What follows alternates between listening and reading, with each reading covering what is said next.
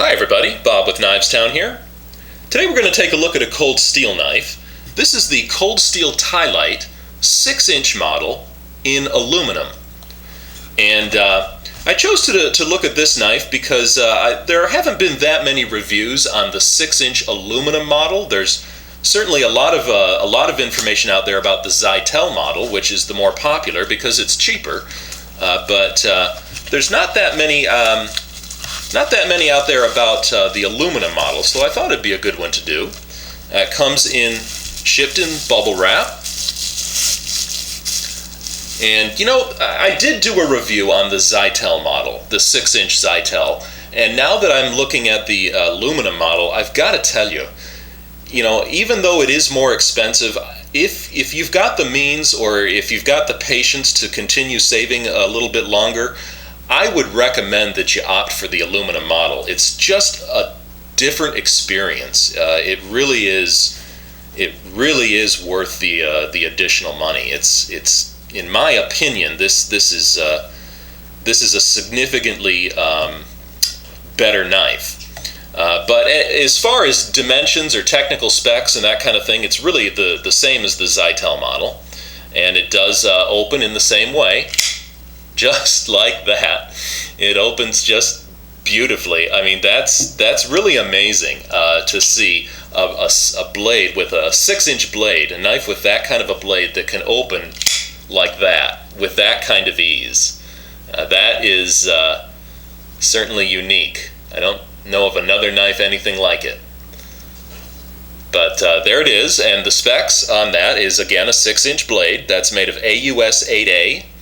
It's such a nice thickness. It's got a 4mm thickness there, so that's a real good thick piece of steel there. Sturdy, robust, rock solid knife. Okay, that's got a real good thickness there. It's a solid, and again, the feel of this knife is just so solid. It's just so strong and solid and just reassuring in your hand. It really feels like quality.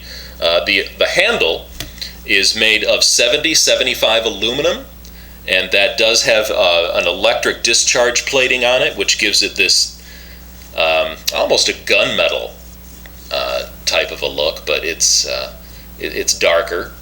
And the blade is bead blasted, which is different from the Zytel model that's got a polish on it.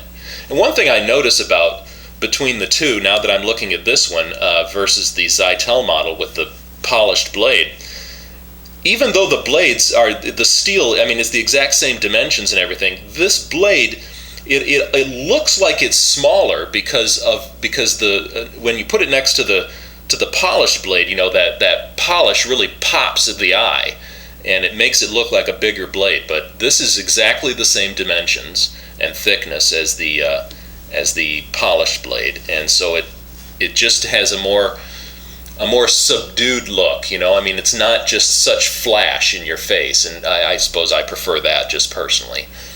Let's get a close up on that. Does have a single thumb stud, so it really is just a right-handed knife, and that is it's made in Taiwan, and it's saber ground. That's a flat grind there down to the secondary bevel. And it's got a spine that runs right down the middle of the blade, right to the tip, which terminates in a needle point, absolutely a needle sharp point. It's got a long swedge on the top, and then back here, back to your pivot.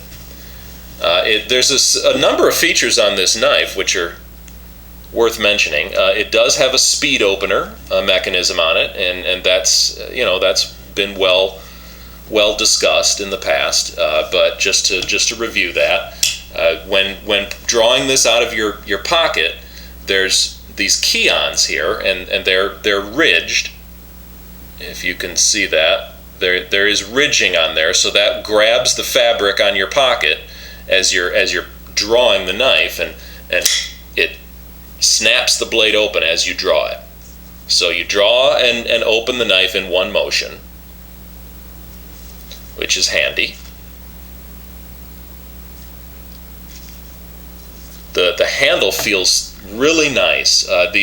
All of these holes on it make gripping surfaces against the skin, and they add for drainage, of course, if your hand is wet, or if you're wet, sweaty, or water or anything, that's a drainage area, I suppose.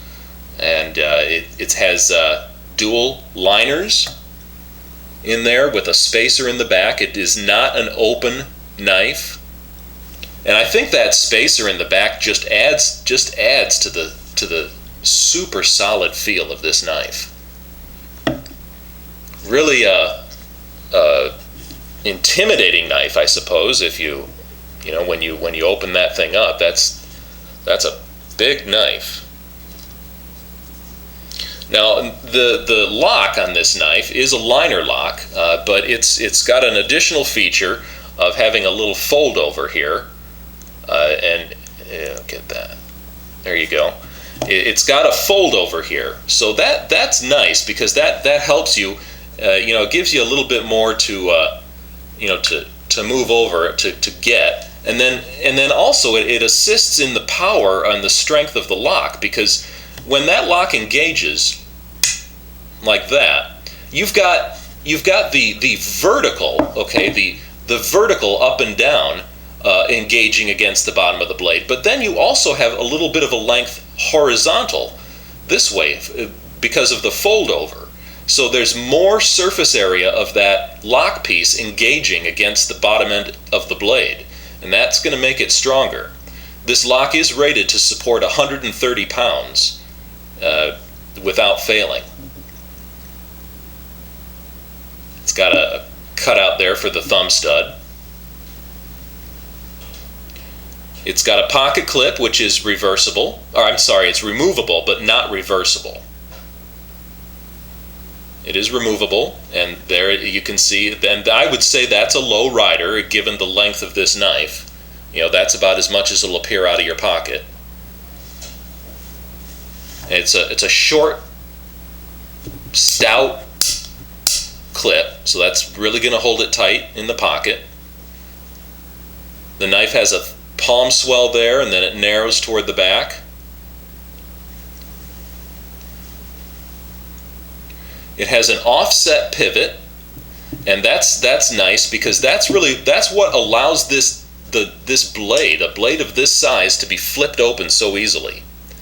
It's got this offset here on the pivot. So what that does, the blade sits, as you can see, it sits a little bit up outside the handle, which is why, of course, you would never want to sharpen this wedge.